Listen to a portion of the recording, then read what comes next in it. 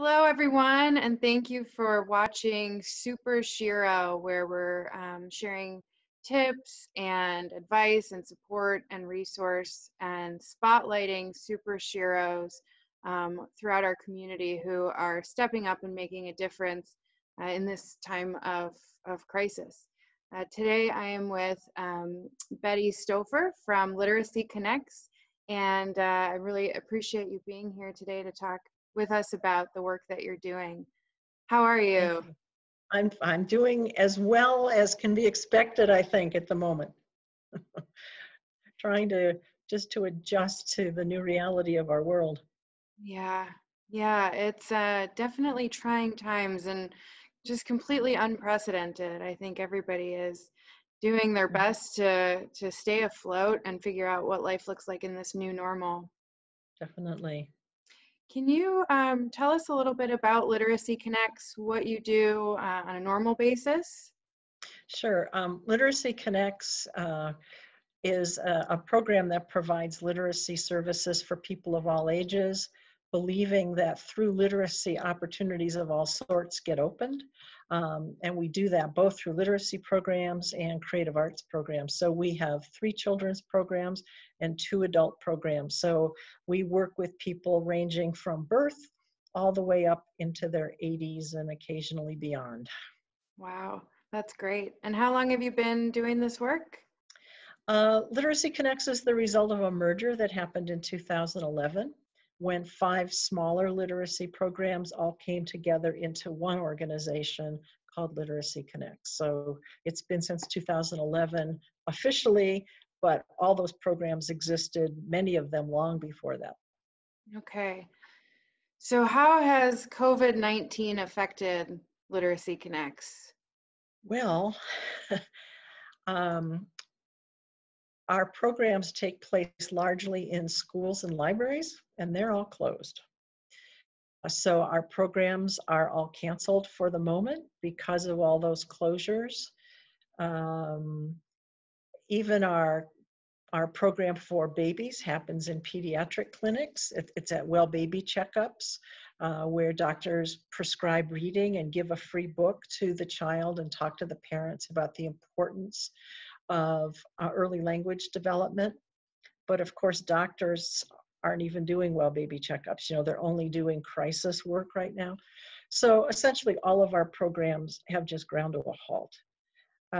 The other impact it's had on us is funding-wise. The Festival of Books was canceled, as everyone in Tucson knows.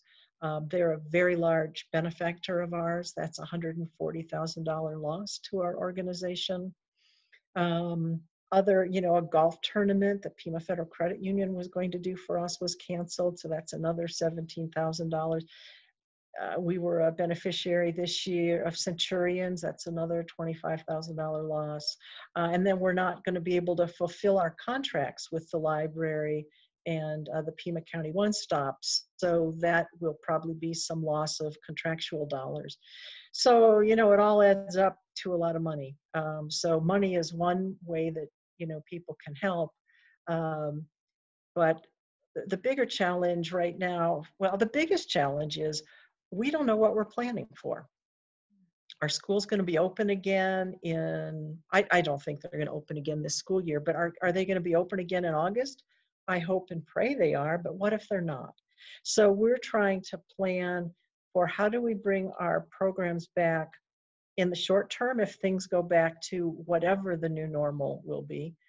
And if things don't go back, how do we keep our mission alive and doing that very important basic literacy work, which we do so much through relationship building and one-on-ones. It's very difficult when you can't meet with people face to face.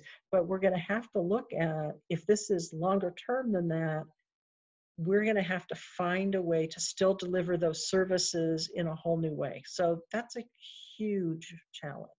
Yeah, it sounds like it. I mean, what do you think the long-term impact would be of a pause in work or the adjustment period? I'm not really sure how to say that clearly, but you know what Yeah. I mean? Well, in a sense, we're paused now. because none of our programs can function because none of the places where we have programs are open. So we're taking this time now to really look at, if we come back and it's more or less business as usual, who knows what that's going to look like. I don't think our world is going to be exactly the same. We'll get through this, but it's going to be a different world.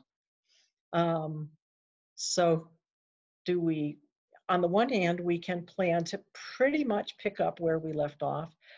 But the other thing is to look at, if we can't, how can we use some of the new technologies to still be able to connect with people and have our volunteers be able to connect with learners, whether they're children or adults, whether they're in school or at home. I think in the long run, what's going to come from this, regardless of which of those two realities ends up being the truth, is our program all will find some ways of using technology in ways we've never used it before.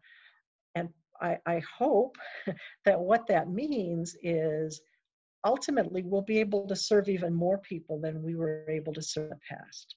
But to get from where we are today to that vision, we have a lot of work to do.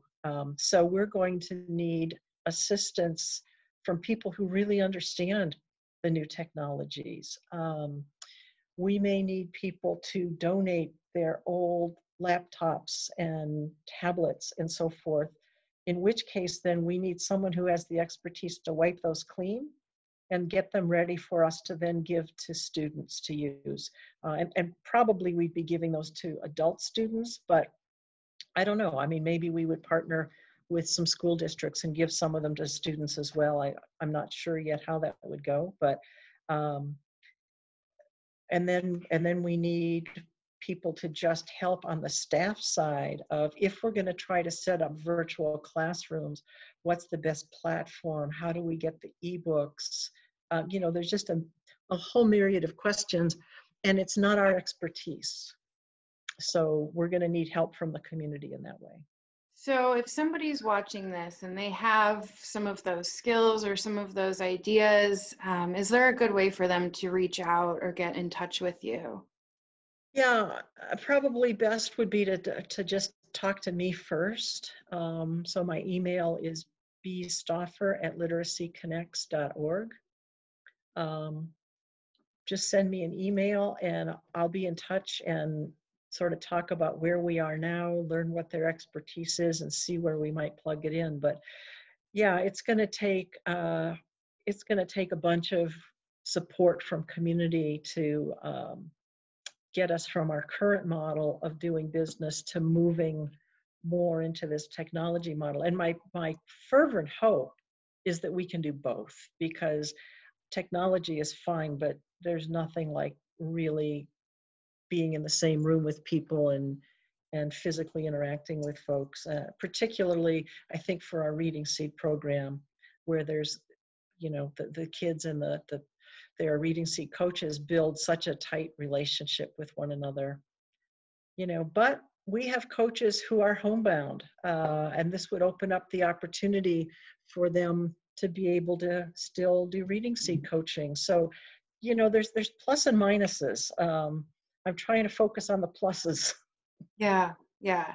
Well, and I really like what you said earlier about how, on the other side of this, you'll be able to reach even more people with your work. And hopefully, yeah, if we can get the technology figured out, and it isn't all just technology. For our English language acquisition classes, for example, how do we get non-English speakers, so the beginning level students, how do we get them to even know these classes exist? So it's going to take a lot of PR and marketing and, publicizing that. We're going to have to rely heavily on all of the organizations that work with refugees and immigrants. Hopefully some of our media partners will help. But it's not just technology challenges. There's a lot of logistical challenges as well. right. So what are you doing, if I may ask personally, during this time to, I don't know, stay sane, productive, calm? Where are you at? Do you have any advice for people watching? Yeah. Well, this is our first week working virtually and doing Zoom meetings and everything. And honestly, this first week has been overwhelming. Just, I'm working harder than I've ever worked before. I think, this working at home is hard because it's constant. I go from meeting to meeting, phone call to phone call, and no matter how many emails I answer, there's always 35 emails in my inbox. I never make any progress.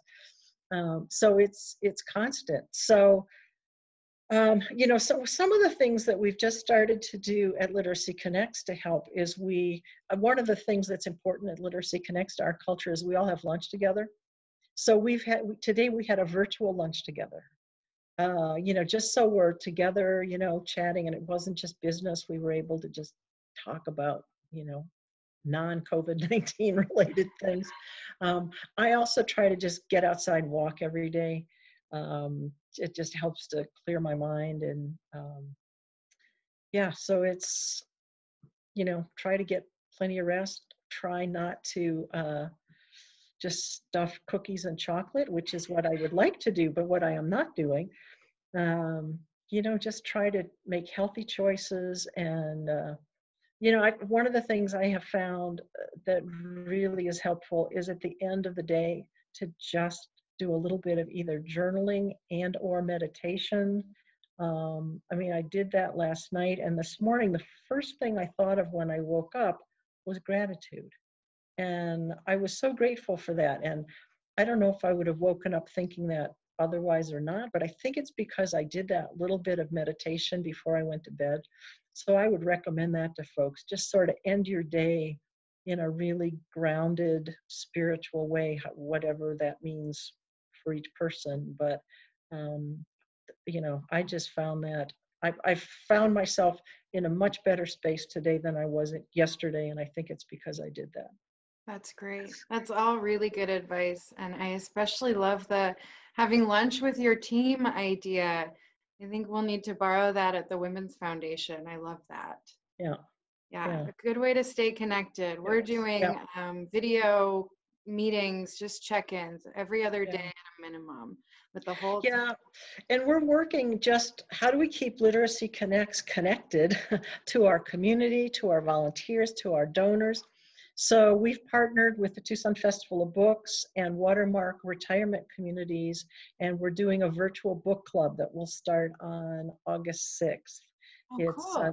the book we're using is The Lightest Object in the Universe. It's a local author. It's going to be 3 different I think it's Saturday mornings that we're doing it. And the book is in 3 sections. So the author herself is going to sort of lead us through and talk about those 3 sections. So I think that'll be a lot of fun. We're just doing more outreach, we're doing weekly sort of e-news updates to the folks that, are part of the Literacy Connects family. Programs are reaching out every week to their volunteers with updates. So just trying to, I don't think we can communicate too much right now in this crazy environment. No, I agree. Well, it sounds like you're doing a lot in this period of uncertainty, and the work that you do at Literacy Connects is so important. We're so proud to support it at the Women's Foundation of Southern Arizona, and I hope that everyone watching today, if you are inclined and able, can make a gift. What is your website, Betty? It's www.literacyconnects.org. That's great. And if people want to reach out to you in other ways to help, they can email you directly. Yes. Good. So the theme of this being Super Shiro, do you have any Super Shiros that you want to shout out, give a mention to today? Wow. The people on my staff are the first people that come to mind.